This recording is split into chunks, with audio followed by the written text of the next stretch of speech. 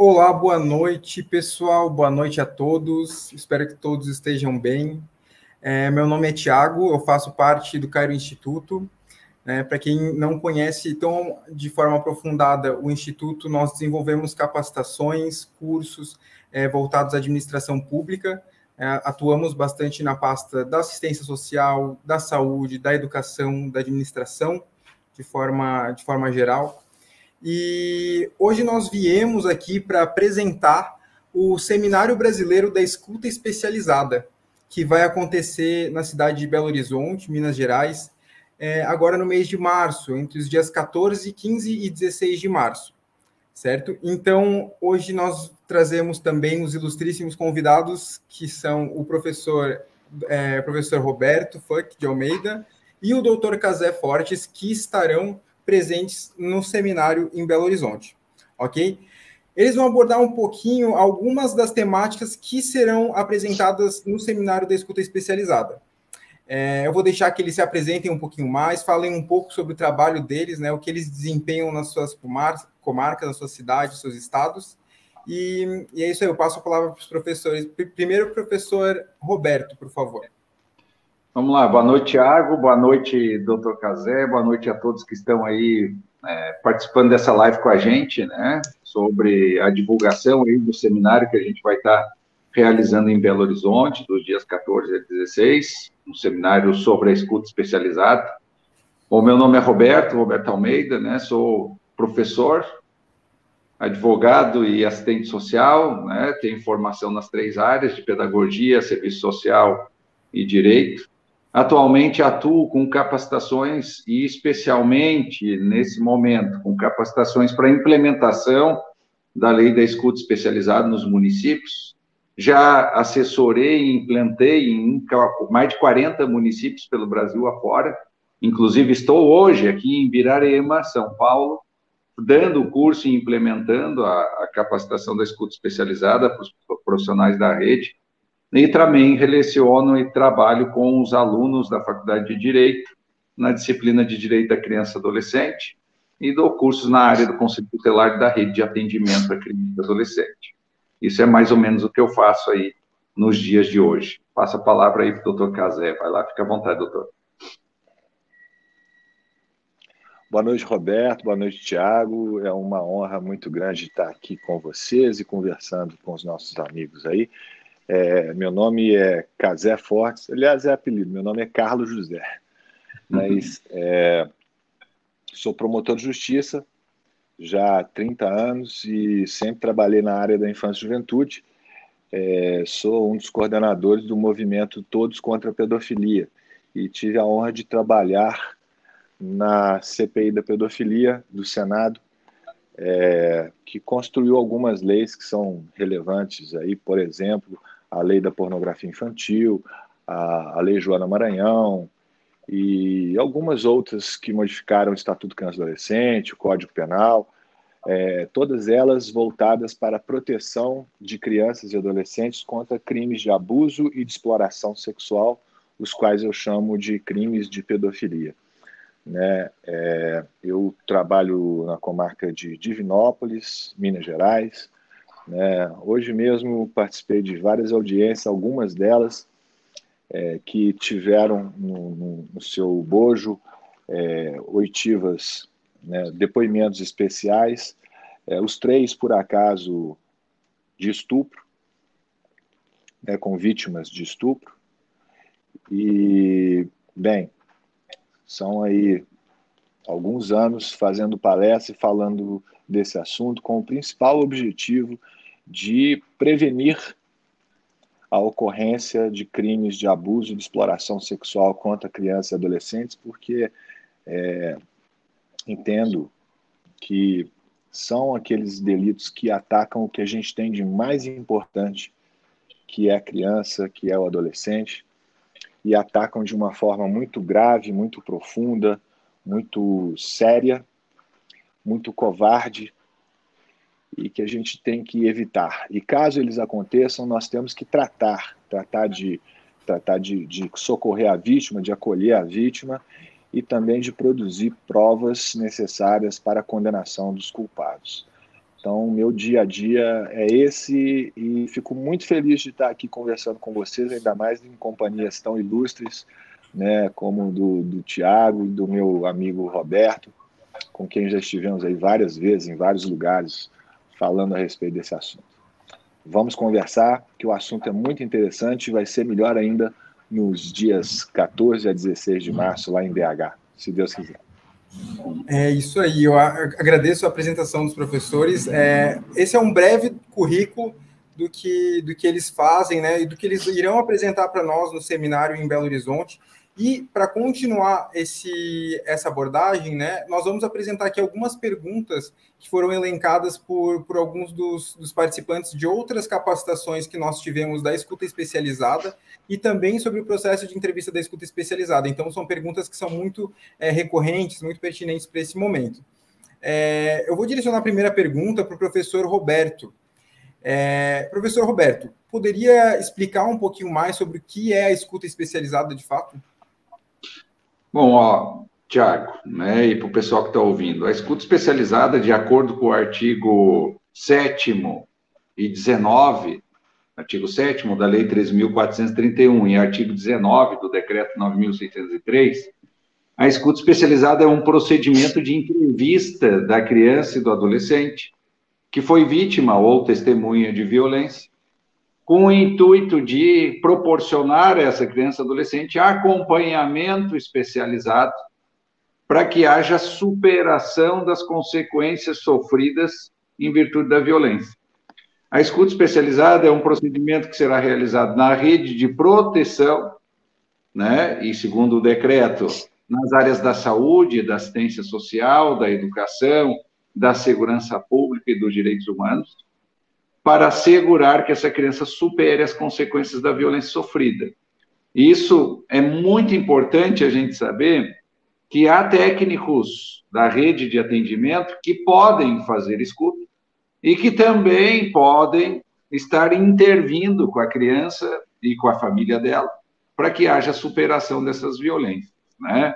Eu até uso um textozinho nas minhas capacitações que foi escrito por uma menina que sofreu vários tipos de violência, em que ela diz assim, numa das partes do texto, né, e que conheci muita gente, mesmo obrigada, sem querer, como psicólogos, assistentes sociais, advogados, pedagogos, promotores, conselheiros tutelares, juízes, professores, merendeira, defensor público, guardião, e que todos esses fatos tristes da vida dela têm nomes, né? Então, ela fala que essas pessoas que, em teoria, eram para estar ajudando ela, na verdade, só provocaram nela mais revitimização, porque todos pediram para ela contar o que aconteceu com ela.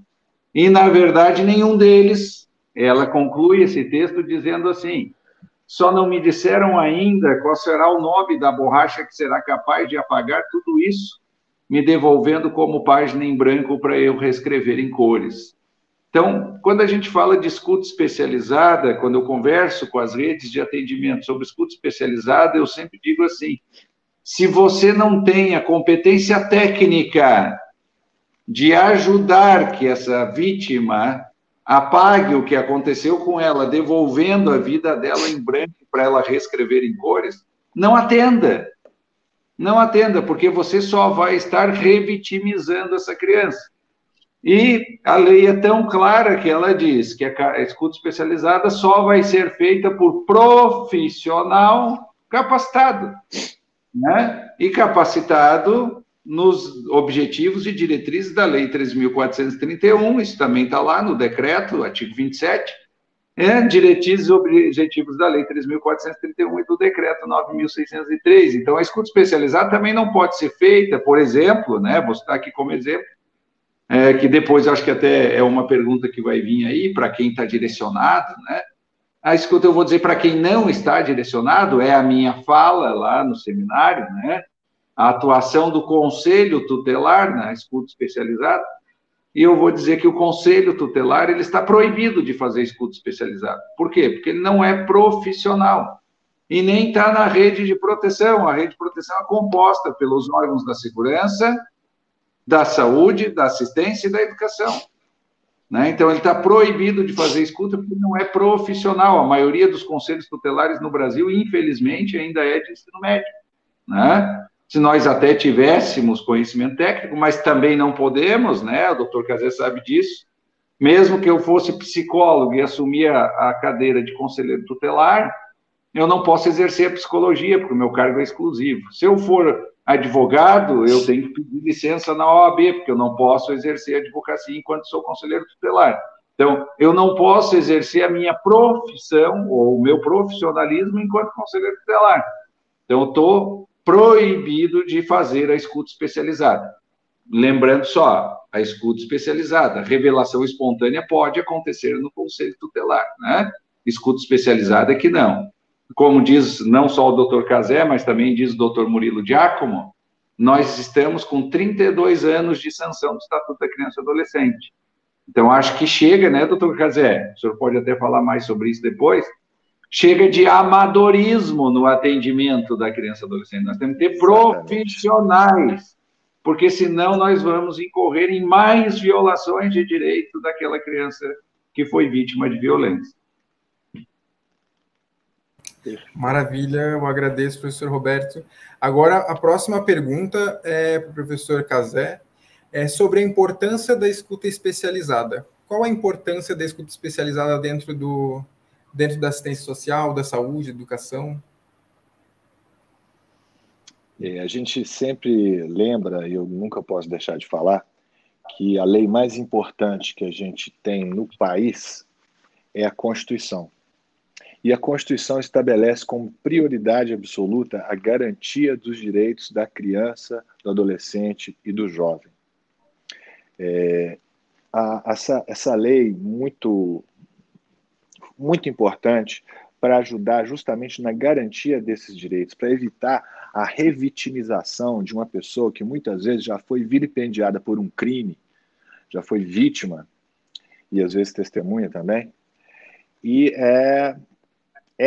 esperamos que isso mude e está mudando, né, muitas vezes obrigada a repetir aquela história várias e várias vezes, como bem lembrou o professor Roberto, né? O objetivo é que se entenda a situação e se colha a prova com o mínimo de dano ou de outros danos àquela pessoa que já sofreu um dano gravíssimo pelo crime do qual ela foi vítima, né? A raiz disso tudo começou há muitos anos atrás, e eu me lembro, no Rio Grande do Sul, com o juiz Daltoé, que fazia o que ele chamava de depoimento sem dano ou depoimento com dano reduzido.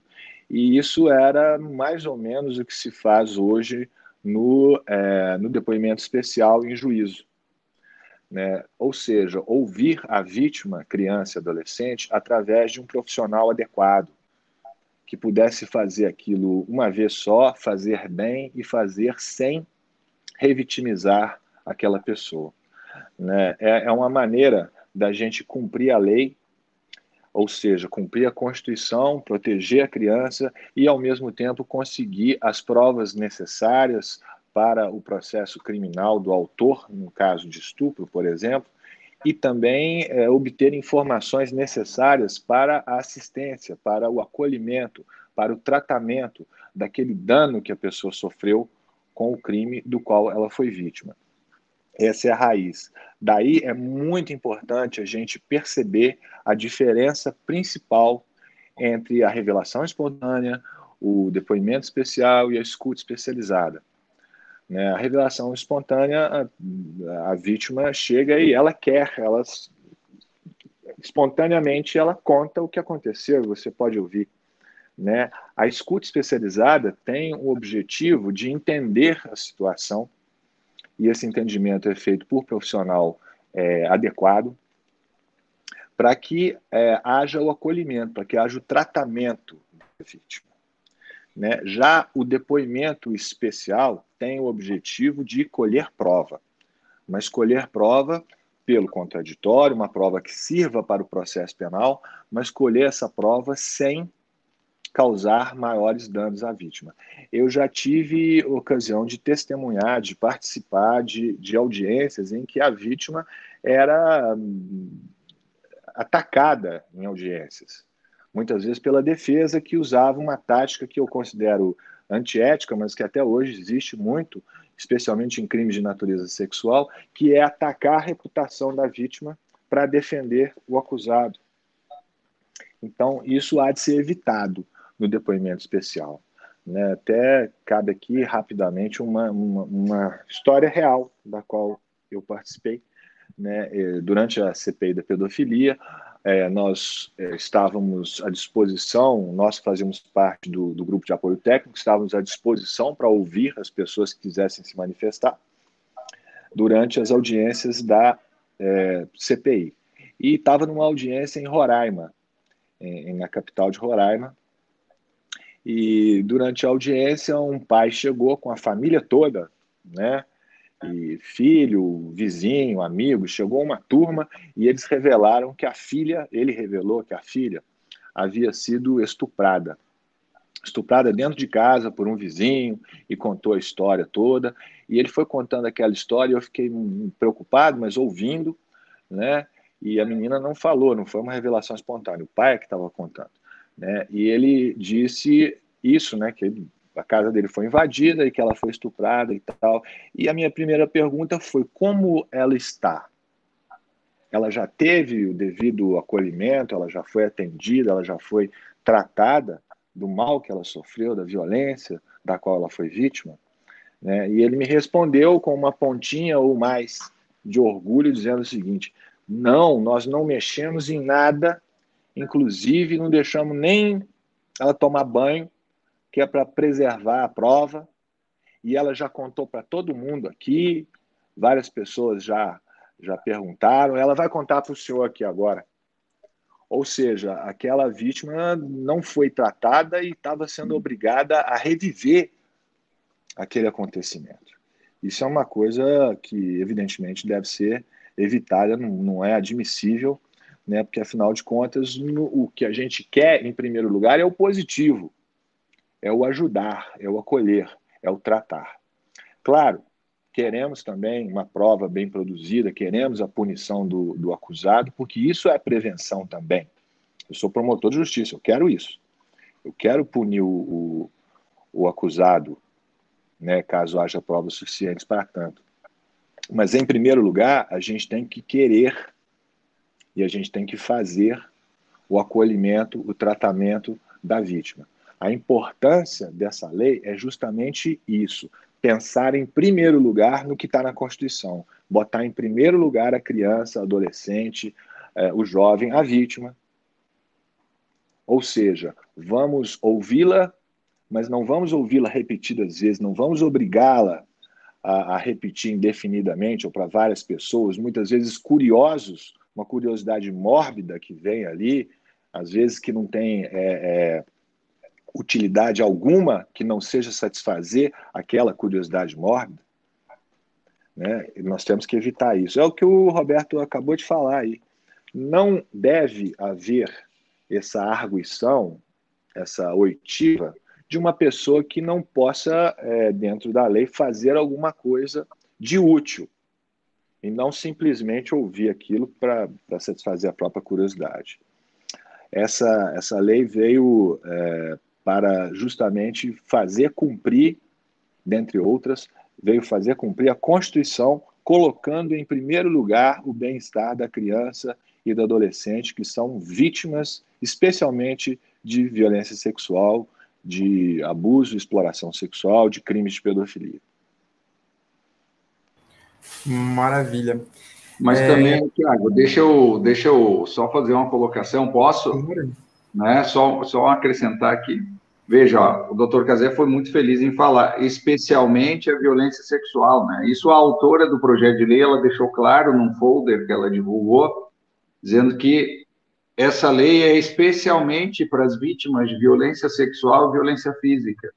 Mas ela colocou na lei, no artigo 4º, 4 tipos de violência, né? A violência sexual, violência física, violência psicológica e a violência institucional, que é aquela que revitimiza a criança. Então, aquele que pratica a revitimização, ou que pratica algo em desacordo com a lei, ou que pratica algo sem necessidade, ele está revitimizando a criança. Então, é muito importante que se atente a algumas coisas, né? Eu digo, ó, se a lei diz que a escuta especializada é feita por profissional capacitado, e a capacitação é de acordo com o artigo 27, para entender as diretrizes e objetivos da Lei 3.431, por exemplo, fazer a escuta especializada com alguém que não é capacitado, isso é revitimizar, porque está indo em desacordo com a lei. Isso lá é também, praticar violência. Isso é praticar nova violência, né? Veja, até eu gosto de usar como exemplo sempre, as leis no Brasil, infelizmente, né, doutor Cazé, elas vêm depois dos fatos ocorridos, infelizmente. Mas a lei corre atrás dos acontecimentos. Nós não conseguimos prever todos os acontecimentos e fazer leis que previnam para que não se aconteça. Então, vou dar exemplo, né? A Lei Menino Bernardo, que incluiu no artigo, o artigo 18b, no Estatuto da Criança e Adolescente.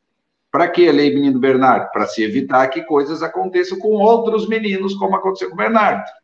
Nós temos a lei que incluiu o homicídio qualificado dentre os crimes hediondos. Foi casuística em relação àquele caso daquela menina de Belo Horizonte, e na mesma época do caso da Daniela Pérez. Né? Temos vários exemplos. Veja, então tem vários. A Lei Carolina Dickmann, que depois que invadiram os computadores dela, né, que surgiu.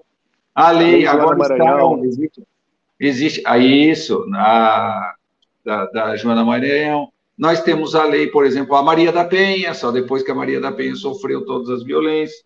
Nós temos a lei agora, sancionada agora, pouquinho tempo atrás, a lei Mariana Ferrer, né? Que foi daquela menina lá que sofreu um monte de violência numa audiência, né? Que foi gravada, inclusive. Então, veja as leis. E essa não é diferente. Nós temos um fato que aconteceu em 2017, que foi muito importante para a agilização do processo legislativo de aprovação da Lei 3.431. E talvez se eu perguntar para vocês, me dizer qual foi esse fato, vocês não vão lembrar, não. O doutor Cazé sabe, o Tiago também. Mas se eu perguntar para quem está nos ouvindo, talvez eles não saibam dizer, mas eu vou falar. Ó. Vocês vão lembrar, se eu falar, do estupro coletivo daquela menina no Rio de Janeiro, que ela foi estuprada por 30 rapazes. 30. Não estamos falando de um nem dois. Foi 30 rapazes que a estupraram. A drogaram. E isso foi divulgado, pior ainda, né? Isso mesmo. Né? Todo mundo recebeu aí no WhatsApp. E olha só, né, doutor? Eu sempre digo, porque a lei, de acordo com a autora, essa lei também objetiva capacitar juízes e auxiliares para a tomada do depoimento da vítima. Por quê que a autora diz isso? Porque além do estupro de 30 pessoas que aquela menina sofreu, eu digo que ela também foi estuprada pelo delegado. Porque o delegado fez algumas perguntas a ela, e ela divulgou isso depois, inclusive o delegado foi trocado do caso por uma delegada mulher, que ele fez perguntas tipo assim, ó, com que roupa você ia para a favela? Se você ia para a favela, usava droga sempre? No momento que você acordou e tinha um ainda praticando a relação sexual com você, você sentiu prazer na relação sexual? São perguntas que acabam tornando a vítima, ela, a culpada.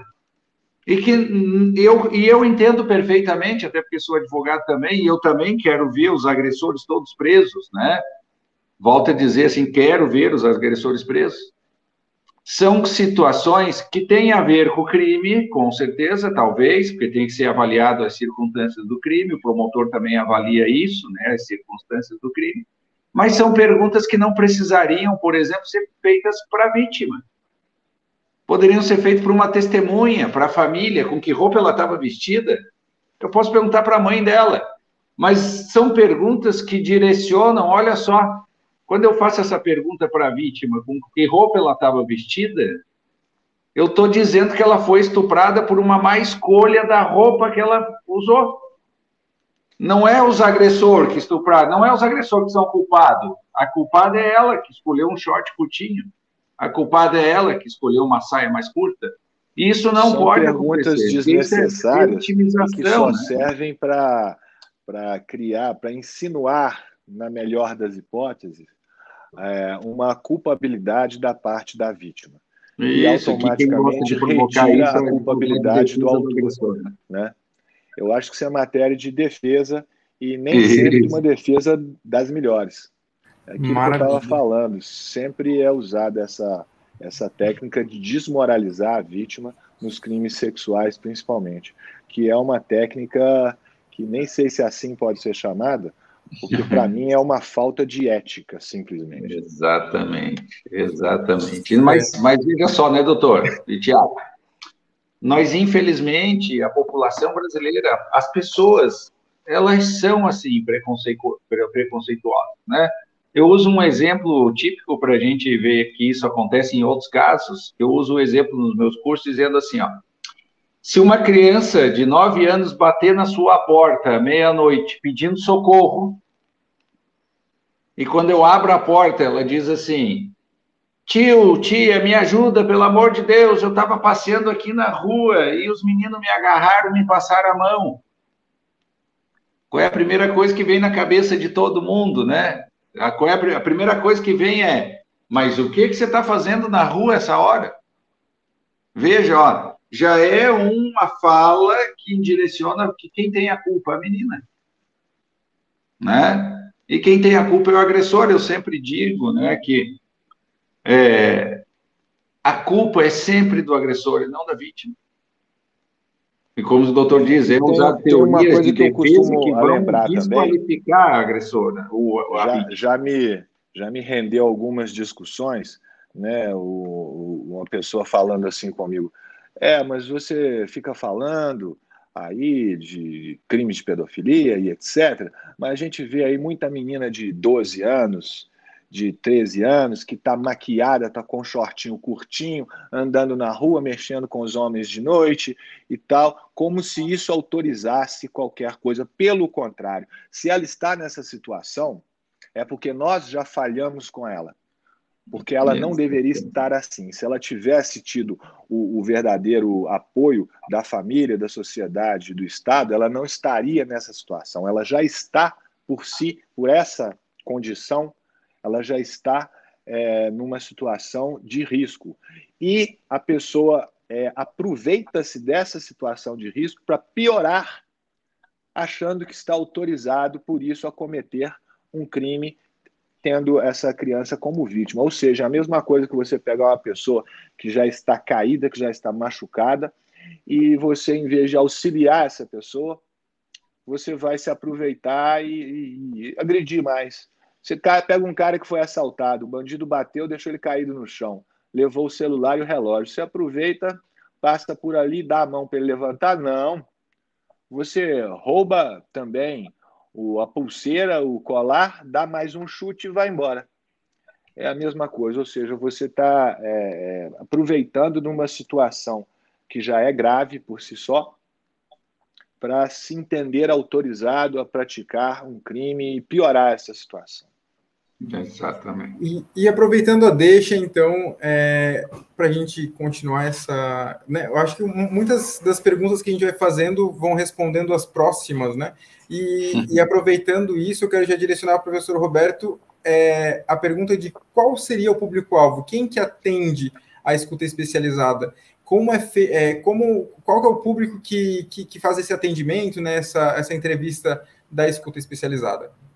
Vamos lá, Tiago. Em primeiro lugar, a gente tem que saber que essa lei não é para todas as crianças e adolescentes. A Lei 3.431 é para as crianças e adolescentes vítimas ou testemunhas de violência.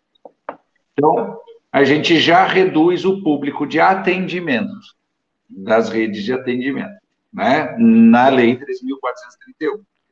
Bom, segundo a autora, se eu reduzo o público de atendimento para evitar revitimização, ela, consequentemente, na sua lei, reduziu os órgãos que vão fazer atendimento, acompanhamento e cumprir e atender a todas as necessidades da vítima. E esses órgãos estão descritos no artigo 4º, parágrafo 2º, e no artigo 14 da Lei 3.431, né? Que diz... que os órgãos da assistência social, da saúde, da educação, da segurança pública e da justiça deverão assegurar atendimento às vítimas desde o acolhimento até todas as necessidades delas.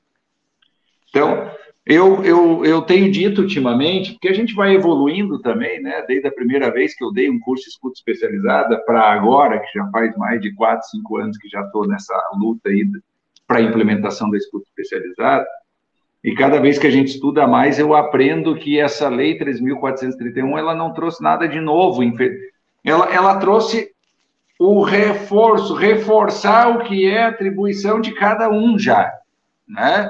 Por exemplo, o decreto diz assim, no artigo 12, que o acompanhamento especializado da vítima e de sua família será feita no CREAS, que é o Centro de Referência Especializado de Assistência Social, através do Programa de Atenção Especializada a Pessoas e Indivíduos com seus direitos violados, o PAEF.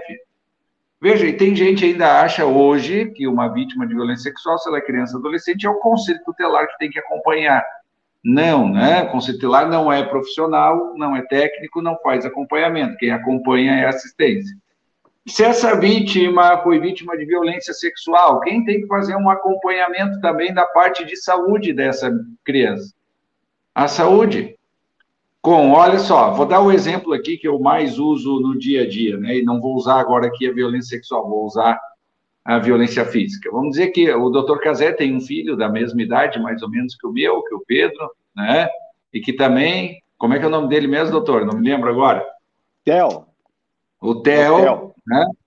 Vamos dizer que eu e o doutor Cazé chegamos em casa com raiva de alguma questão que a gente viu aí no dia a dia e desconte no Theo ou no Pedro.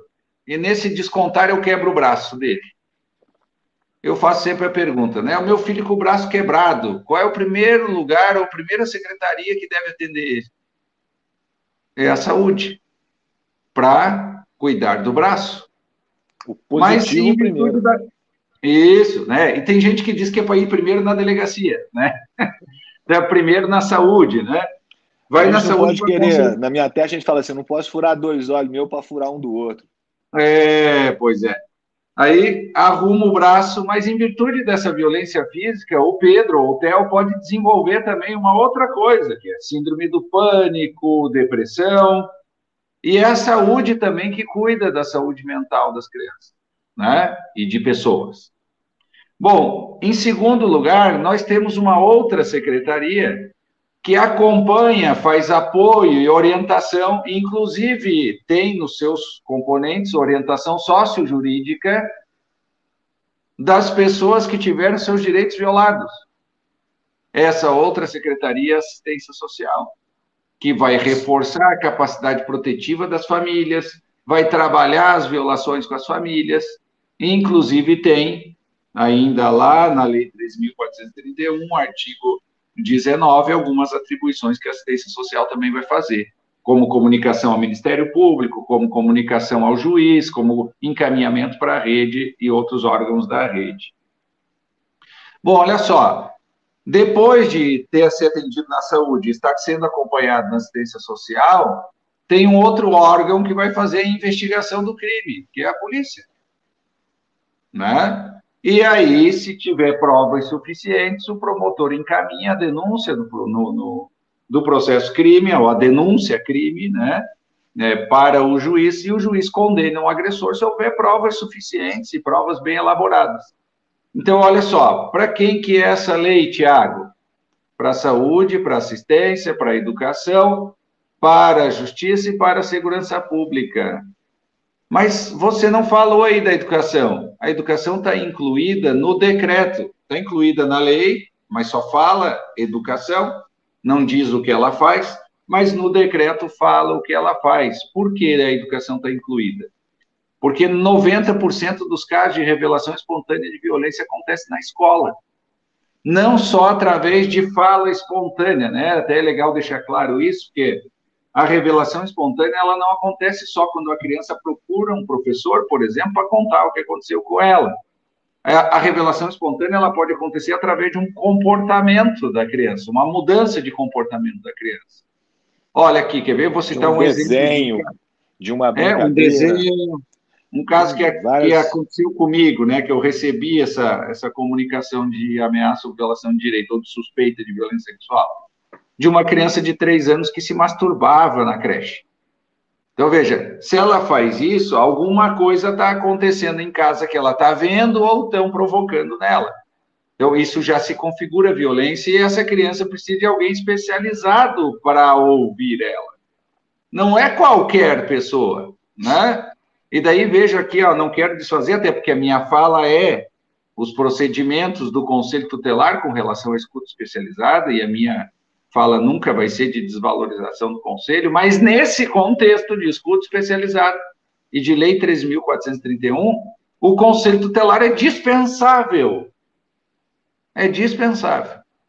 Ele só vai ser indispensável se quem tem que fazer algo, de acordo com a legislação, não faça, porque daí nós entramos de novo no ciclo da violação de direito por parte do Estado.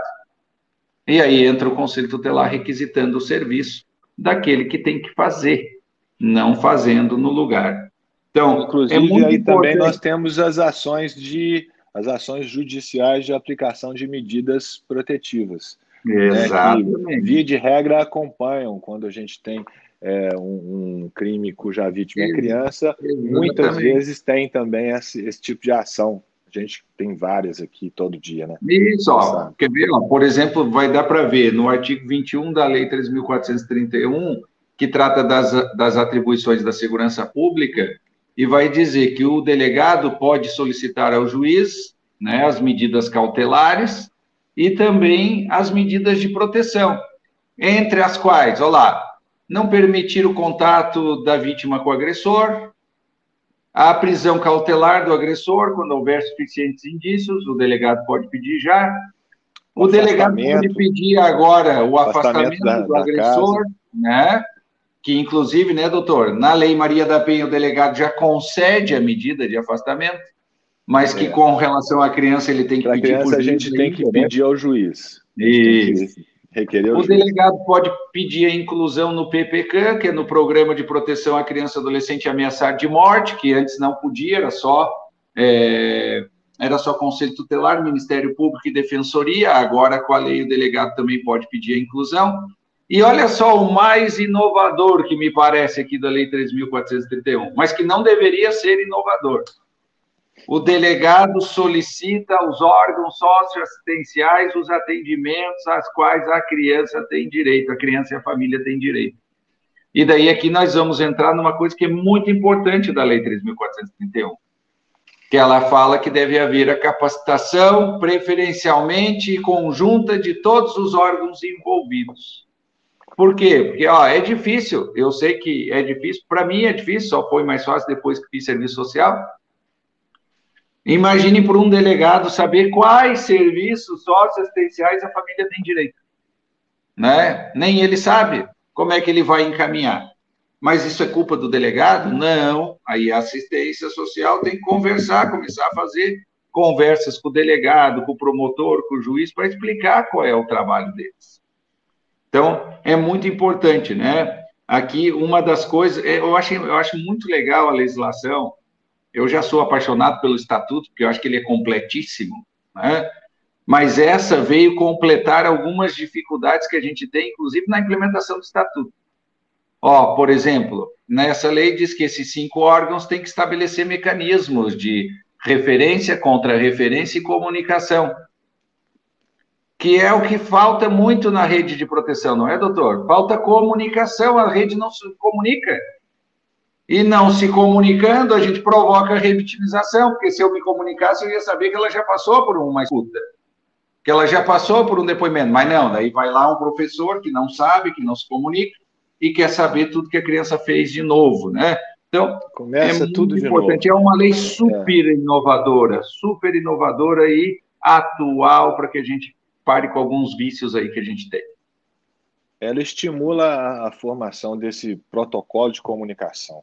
Aqui, por exemplo, a gente procurou fazer isso para evitar esse tipo de coisa. Nós seguimos um protocolo a partir do momento em que acontece um fato em que uma criança ou adolescente é vítima. Uma violência não necessariamente de natureza sexual, mas, via de regra, sim, né, para que ela tenha uma...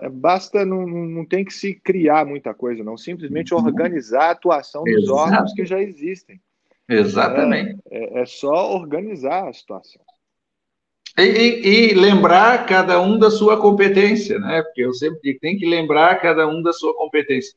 Uma coisa que essa lei foi muito legal, por exemplo, o Estatuto, ele não fala, por exemplo, da assistência social. Fala de encaminhamento para políticas e programas de proteção à família. Mas essa lei, no artigo 12, fala o que a assistência social faz. Né? O decreto 9.603, no artigo 12, fala o que a assistência social faz. Olha só, no artigo 13 do decreto, fala o que a segurança pública deve fazer. Olha só, no artigo 14, fala o que a educação deve fazer. Então, é diferente essa lei. Ela já coloca o que os órgãos têm que fazer e só não faz, só não coloca em prática quem não quer. Porque está claríssimo. E mais importante, né, Tiago? Nós não estamos falando de uma lei como o Estatuto, que tem 260 e poucos artigos, né, doutor Cazé? A Lei 3.431 tem só 24 artigos, 26 artigos. 26 artigos, 4 páginas só. O decreto é que tem ainda mais um pouquinho de páginas, que são 6 páginas, e tem 28 artigos. Então, veja, nós não estamos falando de uma coisa que é muito complexa, não. É só ler e colocar em prática. Por quê, né, doutor? Porque, olha só, aqui eu vou falar da atuação do Conselho Tutelar na escuta especializada. Uma das atuações do Conselho é fazer a notícia de fato ao Ministério Público para dizer que o município não tem protocolo de atendimento das crianças e adolescentes vítimas de violência. Então, isso gera uma violação de direito por parte do Estado que o Conselho Tutelar tem que comunicar ao Ministério Público para que o Ministério Público proponha a ação de responsabilidade do gestor que não está cumprindo a lei. Ou que ela a gente pode resolver... Isso também é uma sugestão que eu faço. Aqui a gente fez o protocolo sem precisar da ação. Claro. Nos reunimos claro. Com o município, Polícia Civil, Polícia Militar, a Saúde e tal, e falou, vamos juntos conversar lá no meu gabinete. Não foi esse aqui, não, foi um outro que tinha ali. Chegamos e fizemos ali um protocolo. Foi simplesmente essa organização do que cada um faz, em que ordem isso deve ser feito, né, para organizar o fluxo de atendimento. Isso facilita demais e evita a revitimização. Isso, né? e evita, inclusive, gasto público com ações judiciais, né?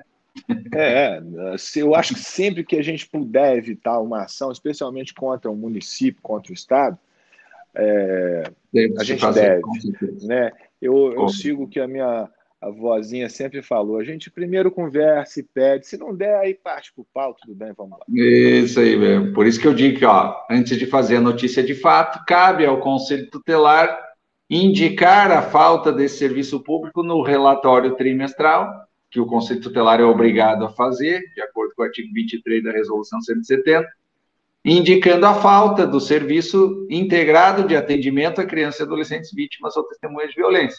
Porque isso está prescrito lá no artigo 208, inciso 11º do Estatuto, né?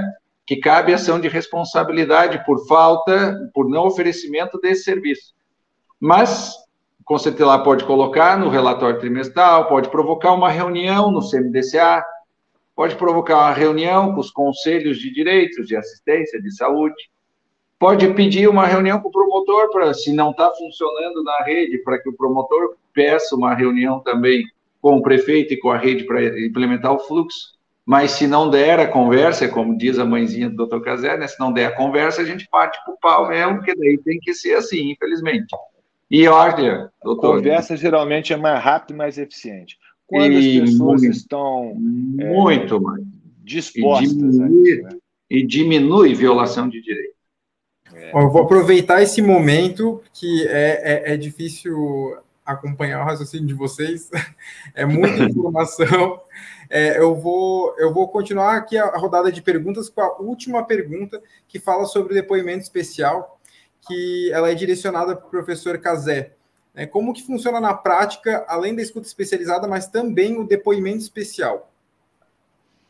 O depoimento especial serve, como a gente já disse aqui várias vezes, né, para colher a prova que a gente precisa no processo, né, e colher essa prova de uma forma que não haja uma revitimização. Como eu disse, hoje mesmo eu participei de algumas audiências com depoimentos especiais. Na prática, como é que é? De preferência em andares, no nosso caso aqui, nós temos no primeiro andar do fórum as salas de depoimento especial, onde fica a psicóloga e ela atende a pessoa a ser ouvida. Existe ali um sistema fechado de vídeo, né? Esse vídeo é transmitido para a sala de audiência e a psicóloga conversa com a vítima, ela já está ciente da acusação, já está ciente do fato, né? Ela vai conversar e extrair as informações. No final da conversa, quando ela considera a conversa finalizada, ela devolve ao juiz a possibilidade de falar, mas o juiz não fala diretamente. Ela diz o seguinte: aqui nós estamos satisfeitos, né? O senhor tem alguma coisa a acrescentar? E aí abre aquilo que é necessário para o processo penal, que é o contraditório. Ou seja, o Ministério Público pode sugerir perguntas que vão ser transmitidas a esse profissional, no nosso caso aqui a psicóloga, que vai pegar essa pergunta e, caso ela seja deferida, porque o juiz pode também entender que ela não é pertinente, para não haver aquelas perguntas capciosas, como foi citado mais cedo, né? Essa pergunta é transmitida para a vítima, criança ou adolescente, de uma forma que não haja a revitimização, de uma forma que ela entenda melhor e possa responder caso queira.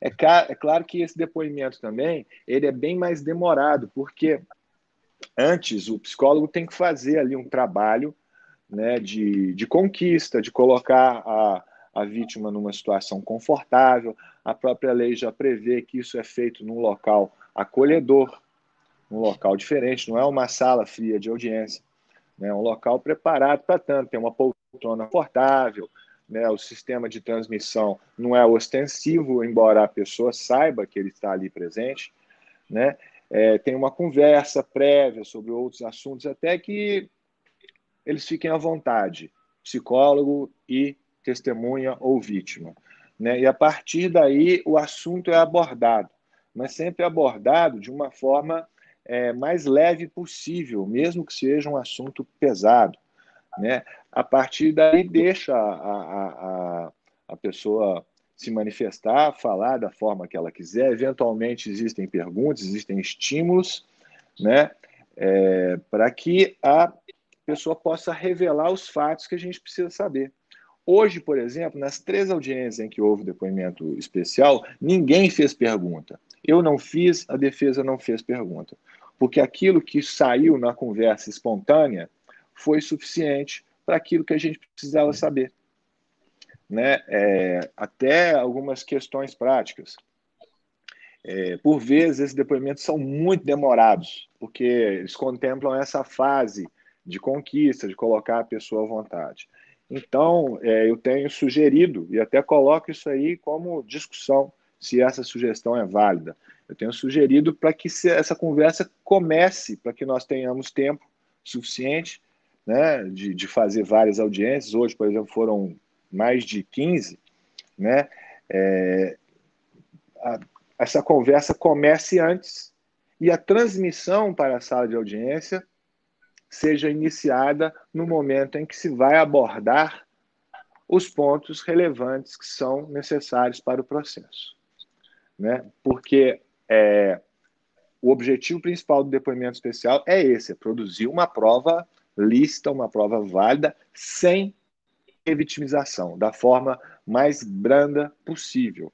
E isso, por vezes, é realmente demorado e complicado, né? Por exemplo, nós tivemos hoje lá um caso de um estupro realizado por 2 pessoas em uma adolescente. Isso, só de falar assim, o geral, já é ofensivo, já é pesado. Mas temos que abordar o assunto. Então, é preciso realmente uma preparação específica, uma abordagem cuidadosa, uma abordagem empática, para que a gente consiga extrair as informações necessárias sem causar danos, né? Para isso, é claro, é preciso investimento nessa sala, investimento na capacitação desses profissionais, no próprio material eletrônico e técnico para fazer isso, né? Tem algumas peculiaridades, esse depoimento não pode ser realizado mais de uma vez, a não ser que haja uma necessidade assim extraordinária que tem que ser justificada pelo juiz, né? Até estava falando aqui mais cedo,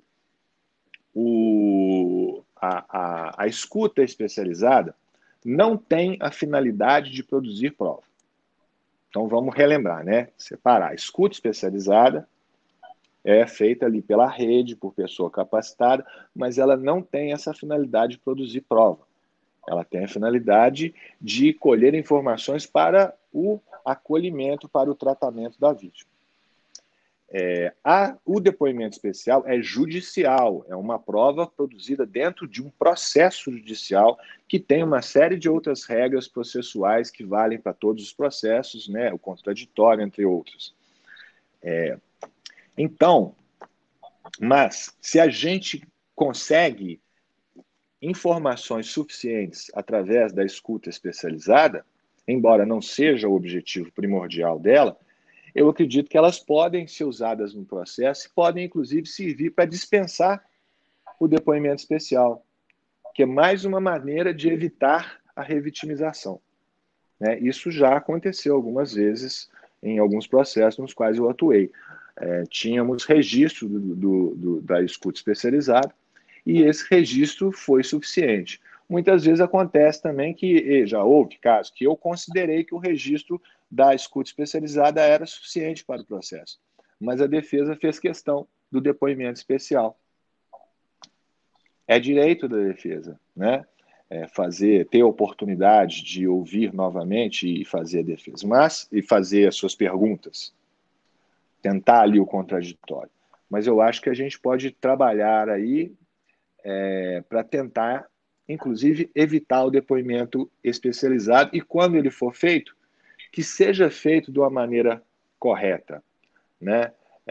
Claro que isso vai melhorar com o tempo, mas o que a nossa realidade, que eu vejo pelos fóruns aí, que eventualmente eu vou, é que a grande maioria não está ainda preparada para a realização do depoimento especial, né? E aí vai a nossa crítica de sempre.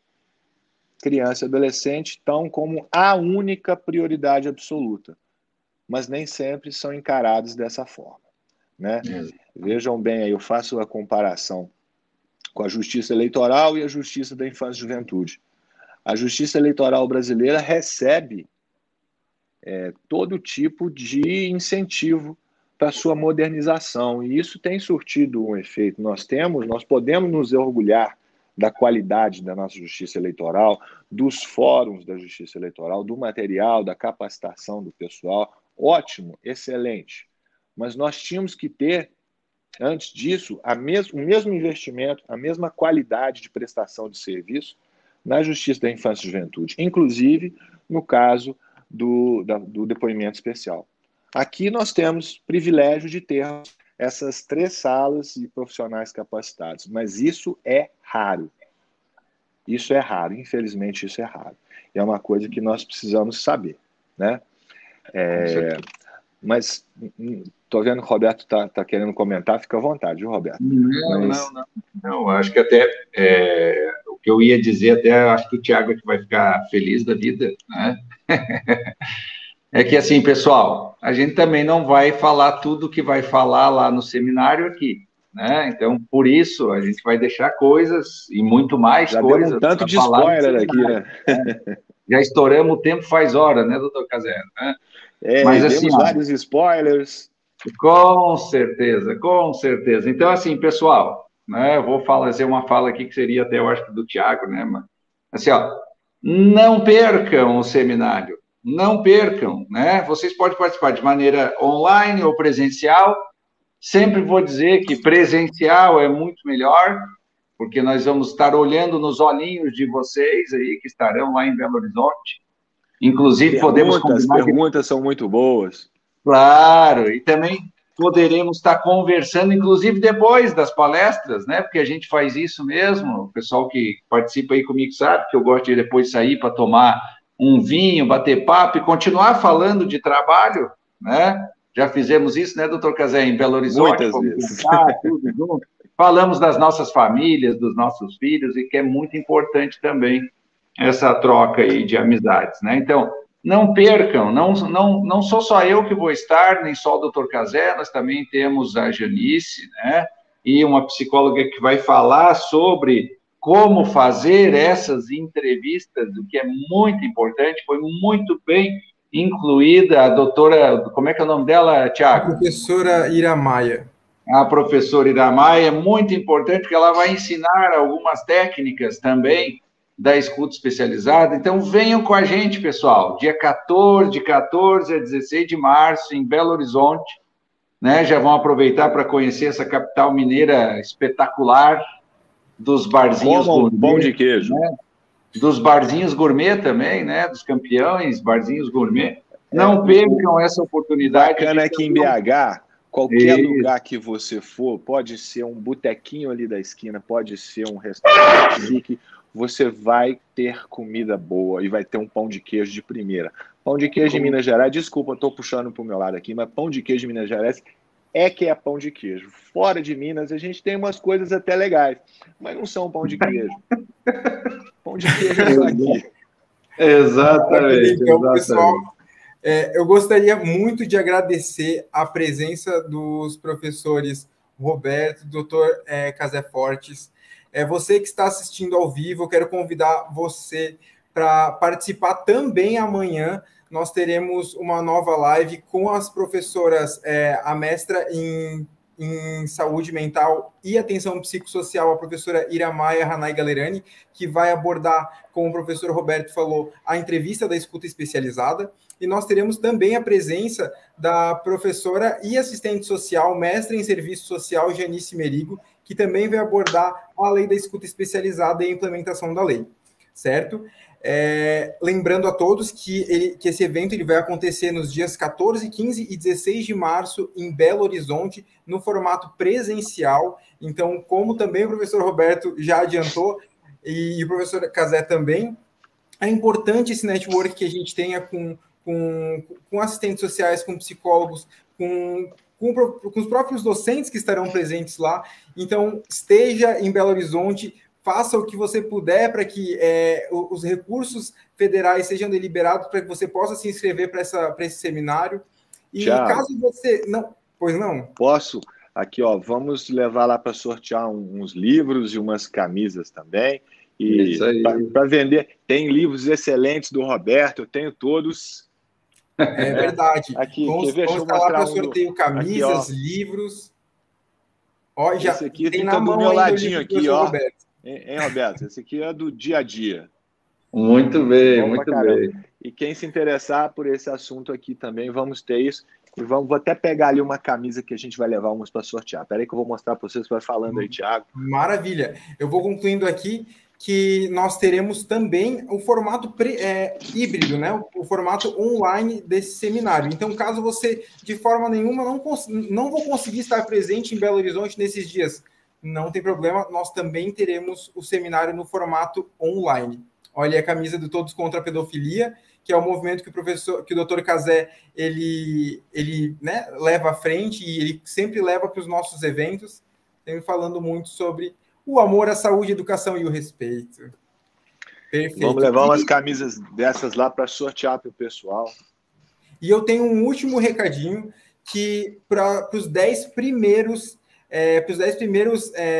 telespectadores que estão assistindo aqui que entrarem em contato com a gente no Facebook, aqui no direct do Facebook, vão receber um desconto super especial para participar, ou no formato presencial ou no formato online do seminário, mas vão ser só os 10 primeiros. Nós vamos sinalizar, né, as pessoas que entrarem em contato com a gente, porque nós temos poucas vagas no formato presencial e também no formato online, ok? É bastante limitada a participação no seminário por toda a questão também da pandemia, que nós ainda estamos tomando bastante cuidados, né, a questão de distanciamento social, então nós limitamos bastante a presença das pessoas no formato presencial.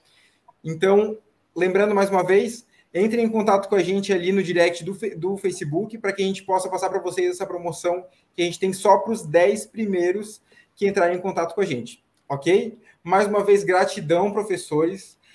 Até o mês de março, nós estaremos lá juntos, com certeza. E até a próxima, até amanhã. Boa noite, fiquem com Deus. Boa noite a todos aí, pessoal. Vejo vocês lá em Belo Horizonte, hein? Até logo.